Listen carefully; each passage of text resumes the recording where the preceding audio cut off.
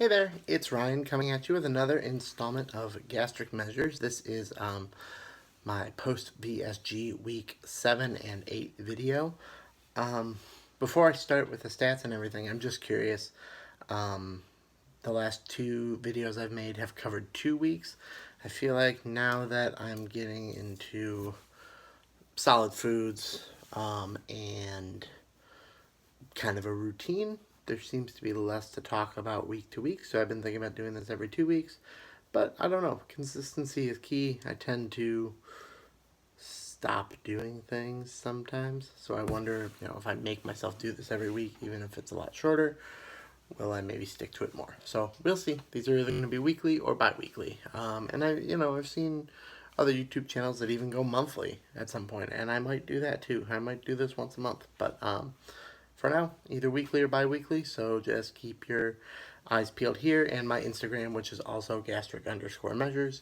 And I will talk about something fun that I'm going to start doing on that Instagram page, so if you're not following it, you might want to.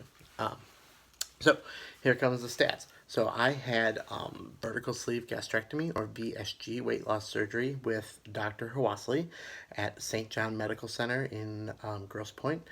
And my high weight and also my starting weight as far as going to the surgeon's office was 447 pounds. My surgery weight is 412 pounds, and my current weight is 372 pounds, which is a loss of, that looks like 9.4 pounds total over the last 2 weeks. But that breaks down week by week to be 6.8 pounds last week, 2.6 pounds this week. And that's a total weight loss since surgery of 40 pounds and a total all-time weight loss of 75 pounds, which I learned from that fun little thing where you can Google whatever weight you've lost, that is an emperor penguin. So yeah, there's one less emperor penguin worth of fat on the planet. Somebody should sculpt an emperor penguin out of fat and then send it to me. No, don't send it to me. Jesus, now somebody's gonna do that.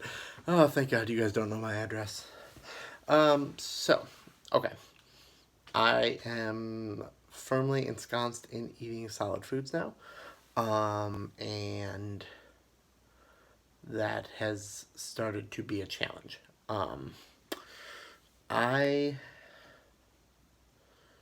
The best way I can put it is I am focused very, very hard on protein. I generally go over 100 grams of protein a day, with my goal for my surgeon being 80.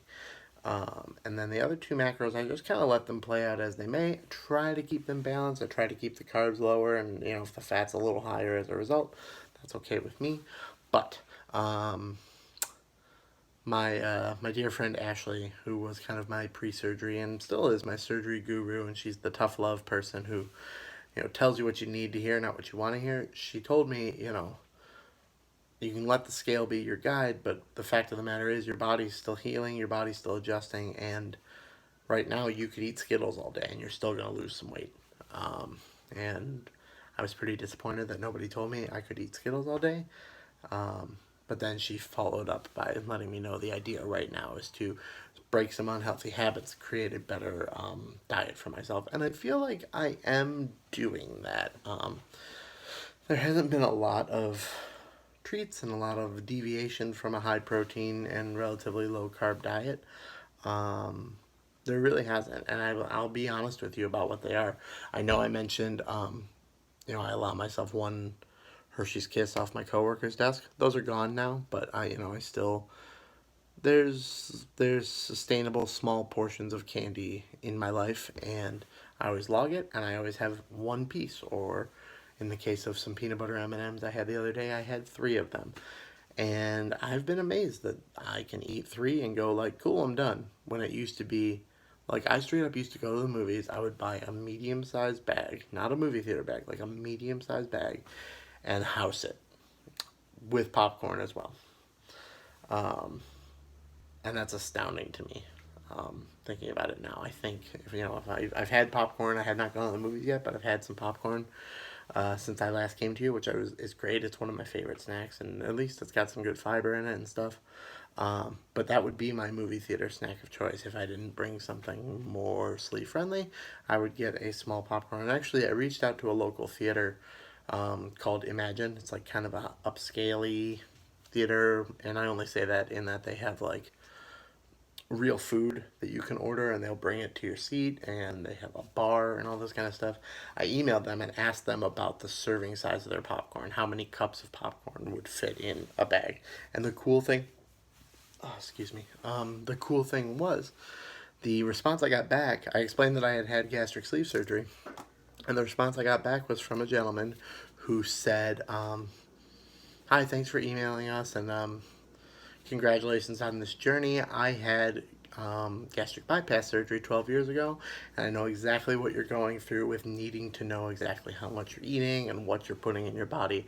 I completely and totally sympathize, and here is your best option, which was a little combo thing they do. I think it's like a kid's meal kind of thing. He said that's going to be 3 to 6 cups of popcorn and a little drink. That's your perfect way to go. That's what I do when I have popcorn at our theaters, and good luck on your journey. And that was awesome. I was like, what are the odds? I sent, it's a small chain. There's like 8 theaters in the Tri-County area. But what are the odds that I send an email to their customer service, general customer service email, and the person who happened to respond to me had weight loss surgery as well? I thought that was kind of cool. We're everywhere. But so I'm struggling a little bit with calories. My max calories is supposed to be 1,000, and I'm generally eating somewhere in the neighborhood of 1,100, sometimes 1,200. Um, and I'm trying hard to hit 1,000, but it seems to be that, like, I'm exercising and stuff. My body seems to want more, but I'm really trying to always stick to 1,000 if I can. Uh, it's just hard. It's really hard to do, and my surgeon's office has said 2 of my meals a day should be Premier Protein drinks, and that's all well and good. I always have at least one, um, but sometimes it's hard to do too because it takes up a lot of your day up as far as what you can put in your body, and I don't. I want to chew things. I want to taste new foods. I'm starting the journey to learning to eat vegetables. I don't remember if I talked about it last time, but there's another small chain of restaurants here called BD's Mongolian Grill, and they're not just in Michigan. I think they're all over the country. Um, and it's like you go in and you basically pay one price for one bowl, or another price for unlimited bowls, and you go along a bar, and it's like a salad bar type thing. One bar has meats and like rice noodles and pasta, and like they have like ribeye and steak and chicken and marinated pork and meatballs and all kinds of seafood, all that stuff. The next section of the bar has a bunch of different veggies, and then the last section has seasonings and sauces that you put on the meat. And you basically fill your bowl with whatever you want, whatever combinations you want. You take the seasoning and the sauce over to this giant stone grill, and these crazy guys throw it on the grill and smack it around with these metal things that kind of look like swords. And they do tricks and they tell jokes, and it's all good family fun. What's great about it is, as long as you get one bowl, I don't think haven't encountered this policy, but as far as I understand, if you get more than one bowl, you can't ask for a to-go box, because then everybody would just eat until they're about to throw up and then get one more plate to take home. That's what I would do. But yeah, so I always get one bowl because that's all I can eat anyway, and I'm eating about half of it and then taking the rest for dinner. And my bowls, it's all meat, so it's protein. It's all protein, and I'm trying to toss a vegetable into each one, even if it's just a couple little pieces, just to taste it. Who knows? Maybe I'll like something. The only one I've tried so far is I did some jalapeno peppers, and they were fresh jalapenos. They were not seeded or cored, and they were way too spicy for me. So fresh jalapenos are a no-go. I went there again, and I was in the mindset that I was going to try asparagus. I've had asparagus. It's one that I can choke down. My mindset was I was going to try asparagus in my bowl, and they didn't have asparagus, and I kind of decided I was just going to have a big bowl of steak. So I did. Steak and some cheese. But yeah, BD's Mongolian Grill, if it's in your area and you're a slaver, is a really good way to get 2 meals for like $17 and a very high protein meal if you do it right. What else? Exercise is going well. Something really weird happened that's never happened to me before, which was I was on the treadmill last week doing my walk, and I generally do 30 minutes, and I do like a 4-minute warm up where it's like like speed of like 1.8 miles per hour, no incline, and then after 5 minutes I kind of increase a little bit to like 2.3 miles per hour and 1% incline, and then after another 5 minutes I go to 2.5 miles per hour and 1% incline for like 15 minutes, and then a 5-minute cool down. So I get to the 25 minutes, and I'm like, I'm not quite ready to stop yet. I think I could go an extra 5 minutes. And I did. I went 35 minutes. And I was really happy about that. And I told my friend this the other day. I stopped because I had to get to work. I feel like I could have probably kept going if I hadn't needed to get to work. So, hopefully next weekend or sometime this week. Yeah, actually, well, next weekend when I don't have to work and I won't have my minion with me, I will. I think I'll give it a try. I think I'll see how long I can go, just depending on what my day holds and stuff like that. So that's really cool. I feel really great about that, and I feel really great about the idea that like I'm going to LA this summer for a comedy sports championship, and I think it's going to be great to really feel like, oh, I can walk for a while. There's talk amongst the group of we have one free day where there's no events planned, and they're letting us just explore LA, which is cool. And there's been some talk of going to the Harry Potter theme park. I went there a long time ago with my my now ex-wife, and the worst part of it's amazing. I didn't go to the LA one. I went to the Orlando one, but it's so cool. And the worst part was like the flagship ride at the time, which is the something or other of the magic guys that fly around doing magic. I love Harry Potter, by the way. I just can't remember the name. I'm not being flippant. I can't remember the name of it, but it's the one that's in the Hogwarts castle. And when we waited 90 minutes in line, and the line, and even the waiting in line is cool. There's all kinds of shit in the castle that moves and is magic. But I got up to the ride, and I was not able to get on it. They could not do the harnesses properly, and it was a bummer. And my ex got off the ride, and it was kind of like that episode of The Simpsons where Bart can't go see Itchy and Scratchy, and Lisa comes home and she's like, it wasn't that great, and he just looks at her and she's like, it was the best. That's kind of what I got. She was like, yeah, it was fine. And then I was like, come on. She's like, it was probably the coolest ride I've ever been on. We still had a great day at the park, and I had a lot of fun and got to go on the Spider-Man ride, which is the actual coolest ride at Universal. But I'm looking forward to hopefully getting on that ride and staying and being able to be on it. That's my hope. So we'll see. Here's hoping. If I can even afford to go. This trip is already quite expensive, and I had the money put aside for it, but it's expensive. So we'll have to see if I can afford an incidental, like a day at Universal Studios. What else? Let's look at my list. Oh, well, that brings up a good point. So I see a lot of people who reward themselves, and I think that is awesome. Especially people who aren't rewarding themselves with food. I used to have that habit of like, ooh, I lost so and such weight. I'm gonna have a food.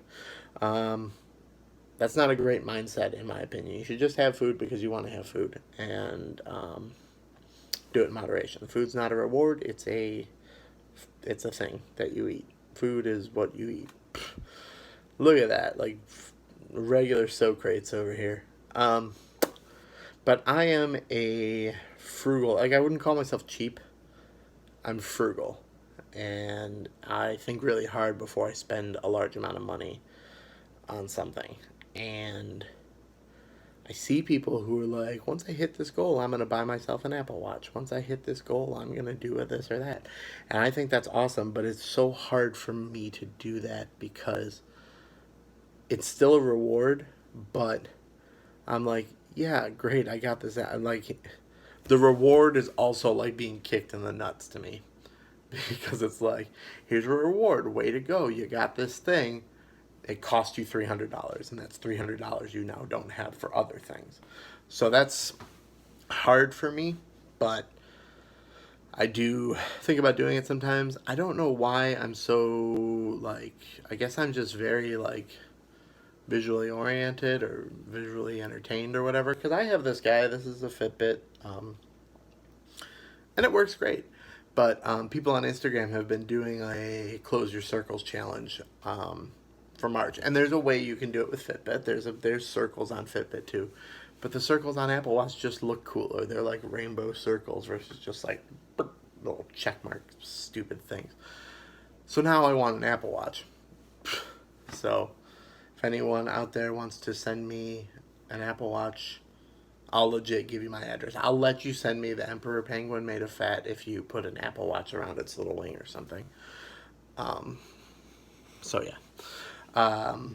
Let's see, what else do we have? I took some time off after the surgery from dating. Because I wanted to figure out me, and I wanted to, I've been told the surgery is, often a very emotional thing, and I understand that, and it has been at times, but I decided a couple of weeks ago to kind of start getting back out there, and I have, and it's been a great time. Things are, I'm doing the things, and it's a good time meeting fun people, and the emotional part of the surgery hasn't really, like, I have my days, and it hasn't really hit me too much. Like, I think I talk about her all the time, but I think my fellow YouTuber Grace at Grace Gets Gastric, go follow Grace, we talked about in her comments kind of the like underwhelming feeling of losing weight sometimes. You get on the scale and you see that you've lost, like this week I lost 2.6 pounds. 2.6 pounds is still it's 2.6 less pounds. I could look in that thing and find out what it is, but I'm not gonna. But it's 2.6 pounds is still it's a good number. And I kind of was like, I wish it was more. But I need to start celebrating every victory. And, I know that loose skin is coming at the end of this. And I know that based on what my stomach looks like, I'm going to be able to get surgery for it. And I know that it'll be covered by insurance for medical reasons. But I don't know that my arms are going to be that. I don't know that my legs are going to be that. And it's really hard to,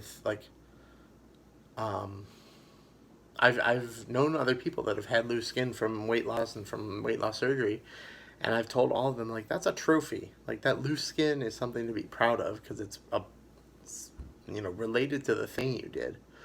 But now I'm thinking about it, and I'm like, oh boy, like, even once I've hit my goal weight, I'm not going to be psyched to walk by a mirror, after I get out of the shower. And I'm dealing with that. I'm dealing with my own body issues because, again, it's now that I'm dating, I know that if anyone else is going to ever love my body, I certainly have to.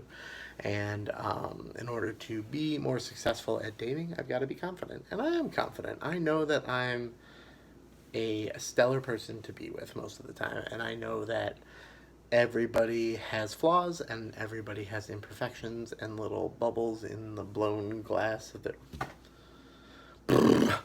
Everybody has their things, and so do I. And I am starting to work on owning my things, being proud of my things, being proud of my anxiety and the fact that it makes me overthink things sometimes. It's like, no, do I like doing that all the time? Is it always easy to be my partner or my friend because I do that? Of course not.